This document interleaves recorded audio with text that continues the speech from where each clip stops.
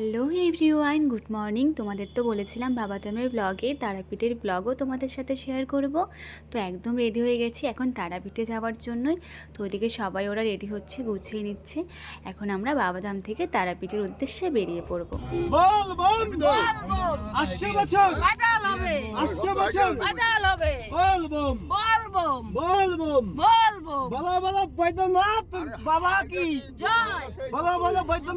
আসছে বছর আবার হবে না, পেহেদাল হবে, মানে হচ্ছে হেঁটে যাওয়া। এবার আমরা গাড়িতে এসেছি কারণ আমাদের সময় খুব কম ছিল।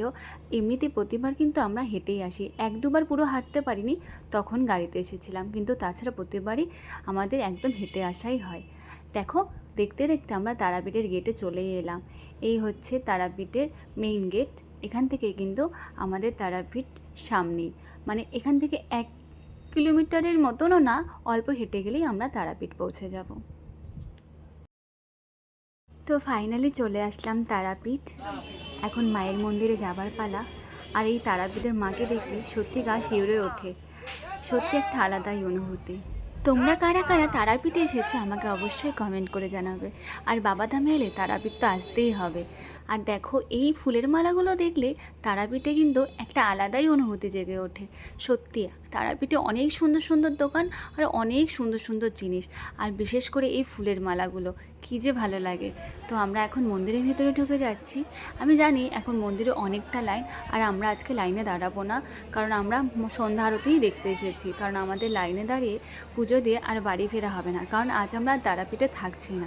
তারাপীঠ থেকে একবারে চলে যাব। ওই যে বলেছি সময় খুব কম, কারণ আমরা 15ই আগস্টের ছুটিতে এসেছি।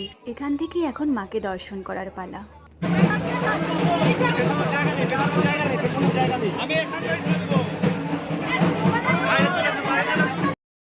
শ্রাবণ মাস একদম শেষের দিকে, তাও দেখো কি পরিমাণে ভিড়। তারাপীঠে সবসময় হয়তো এরকম ভিড় থাকে, শ্রাবণ মাস জন্য একটু বেশি ভিড়, কিন্তু এত ভিড় সত্যি পুরো ঠেলা ঠেলি। এর সাথে এই কথা ওই কথা, আসলে সন্ধ্যা আরতিতে বসে দেখতে হয়। এরা অনেকে দাঁড়িয়ে আছে, তো দাঁড়িয়ে তো দেখা যাবে না, তো আমরা আগেই বসে পড়েছি। আর এই প্রথম আমরা সন্ধ্যা আরতি দেখছি। এর আগে আমরা তারাপীঠে পুজো দিয়েছি, কখনো সন্ধ্যা আরতি দেখা হয়নি।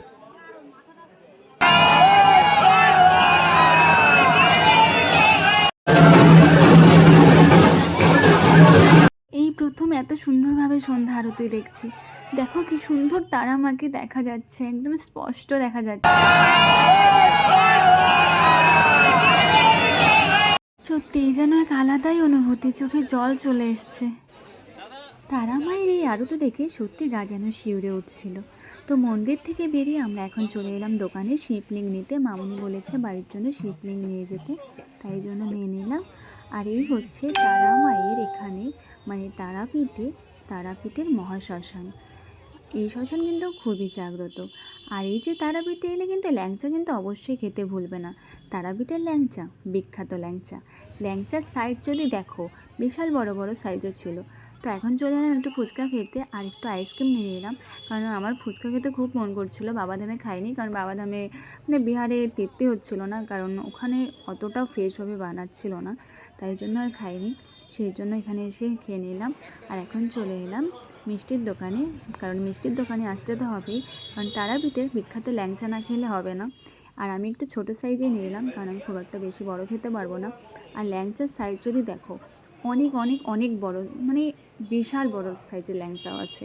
তো সেগুলো পার্সেল করে নিয়ে যাওয়া যায়, একটা তুমি একাও খেতে পারবে না, এরকম সাইজ আছে। তো এখন চলে আসলাম গাড়ির এখানে, আর এখন একেবারে বাড়ির উদ্দেশ্যে রওনা হব। বাড়ির উদ্দেশ্যে মানে আজকে রওনা হব, কাল পৌঁছবো। সারা রাত গাড়িতেই থাকতে হবে, রাতে হয়তো রান্না হবে, আবার ওই রাস্তাতেই খাওয়া দাওয়া হবে। তো চলো ভিডিওটা এখানেই শেষ করছি। ভিডিওটা কেমন লাগলো জানিও। টাটা।